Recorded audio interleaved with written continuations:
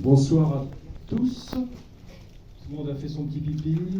Ça va ? Bien, merci d'être venus pour cette avant-première.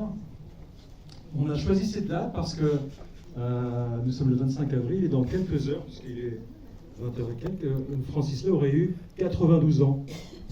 Et comme il a commencé la musique, je ne sais pas, il doit avoir 6-7 ans, c'est-à-dire presque 85 ans de musique. On trouvait que c'était un clin d'œil intéressant que d'utiliser cette date pour faire cette avant-première pour ce film qui est donc un film que l'on a fait à Tokyo. Pourquoi ? Parce qu'en fait, on a fait une tournée il y a quelques mois. On a fait une tournée de 5 villes. Ça a duré 13 jours. C'est pour ça que ça s'appelle 13 jours au Japon. C'est en référence à 13 jours en France, qui est une musique qui n'est pas connue en France, mais qui est énorme au Japon. Donc, le premier concert se déroulait à Tokyo, et c'est ce que vous allez voir ce soir, c'est-à-dire l'intégralité du concert, comme si vous étiez à Tokyo.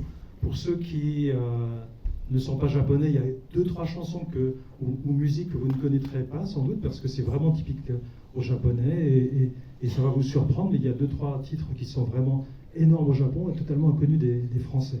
Francis, il est connu dans le monde entier, et aussi étonnamment que ça puisse paraître,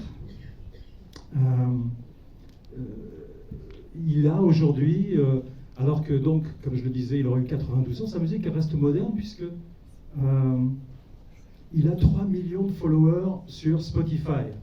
Qu'est-ce que ça veut dire ? Ça veut dire que c'est le compositeur de musique de film français le plus écouté en ligne actuellement, c'est-à-dire il est bien loin devant Michel Legrand, Georges Delerue, Maurice Jarre, de très très grands autres compositeurs de musique de film. Étonnamment, Francis reste aujourd'hui l'un des compositeurs de musique de film les plus célèbres au monde. Pendant longtemps, il est resté le compositeur français ayant vendu le plus de disques au monde, alors qu'il était très peu médiatisé parce qu'en fait, il était assez timide. Il préférait faire de la musique composée que de se montrer à la télé ou dans les médias, à l'inverse de plein d'autres que vous connaissez. Et pourtant, donc, sa musique continue à perdurer. Pourquoi ? Parce que sa musique, c'était un peu lui. C'est un des rares compositeurs, musiciens, artistes que je connaisse, qui vraiment livrait ce qu'il était lui-même.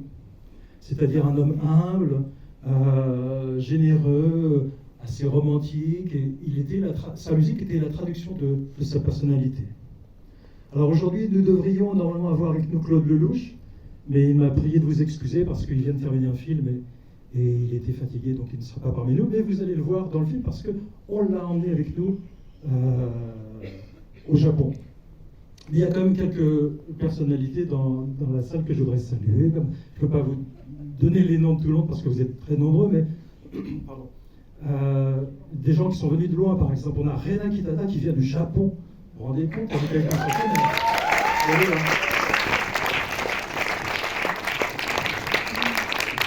il y a aussi mon partenaire et ami qui vient de Londres, Reno Dal Silva, avec Kid Ferreira.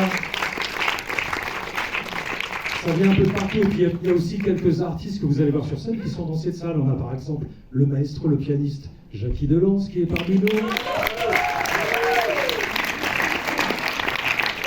On a le keyboard, le clavier, Philippe Equinian qui est parmi nous. On a le bassiste légendaire de Francis qui a joué avec Francis presque toute sa vie, qui s'appelle Tony Banfils qui est parmi nous. C'est pas qu'on oublie, parce que sinon on va lui tirer des oreilles. On a Christophe Dubois, le batteur qui est parmi nous, mais qui est aussi l'ingénieur du son. C'est lui qui a mixé le son que vous allez entendre ce soir. Donc si ça vous plaît pas, vous allez le voir, c'est le petit blond qui est là. Voilà, je pourrais citer tous ces. Il y a aussi, bien sûr, deux des artistes, deux des chanteuses qui étaient avec nous au Japon, c'est-à-dire Lorraine de Vienne, quelque part. Et puis Anne Silla qui doit être quelque part. Anne que Francis avait découvert à la télé, et donc il disait qu'il aimerait travailler avec, et bien voilà, c'est fait, on a réalisé son rêve. Et puis surtout aussi ce soir, on a parmi nous celle qui a partagé la vie de Francis toute sa vie finalement, et qui lui a offert finalement ce qui était le plus précieux pour lui, parce qu'il avait évidemment reçu des Golden Awards, il avait reçu des Oscars, plein des récompenses, mais Francis il s'en foutait. Le plus important pour lui c'était la musique et puis surtout sa famille. Et celle qui lui a offert cette famille, elle est là parmi nous, c'est Dagmar qui est là, quelque part, elle est là, Dagmar. Avec sa fille, Laura, qui est là.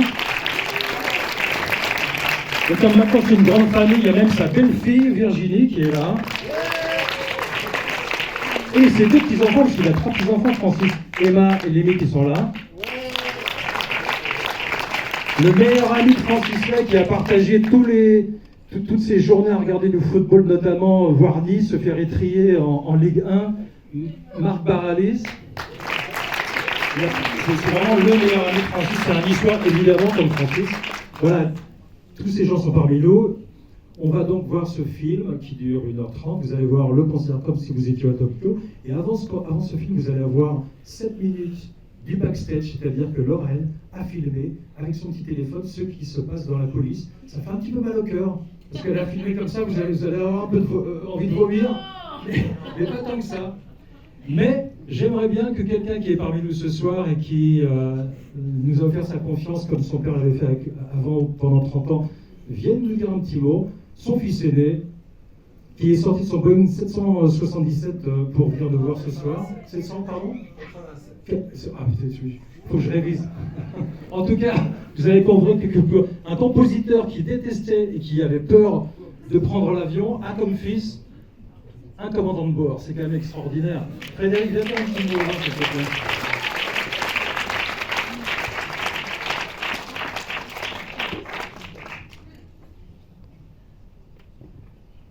Pardon. Bonsoir. Donc, d'habitude, je dis bienvenue à bord, mais bienvenue ici.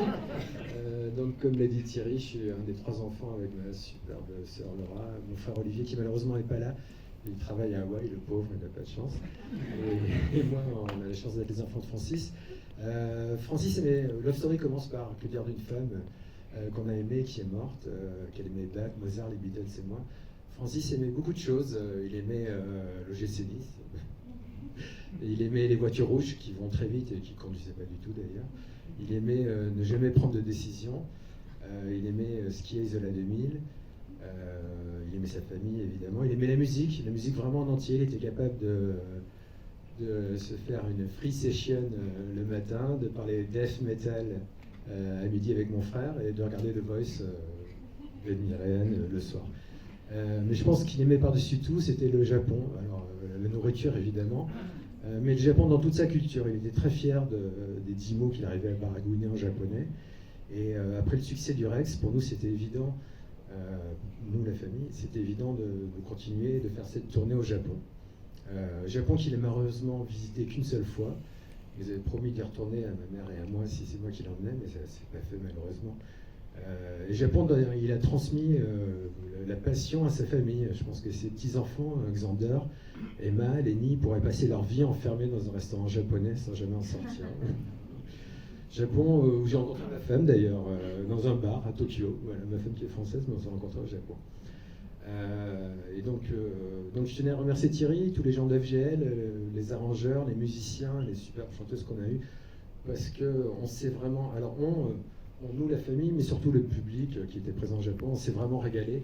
Et donc voilà, ça a été filmé. J'espère que ça vous fera autant plaisir que ça nous a fait plaisir à nous, et je vous souhaite une bonne soirée. Merci d'avoir vu ce film.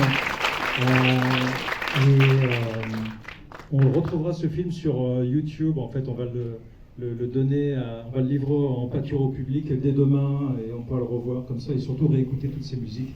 Bonne soirée à vous, et écoutez la musique de Francis, et vous allez voir les dernières images de Francis.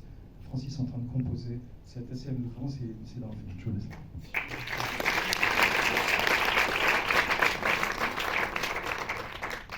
J'ai oublié Marin Lambert, le pauvre, pardonnez-moi. J'ai oublié le percussionniste. C'est vrai que Marin est là, je suis vraiment navré. Voilà, Marin Lambert, le percussionniste que vous allez voir.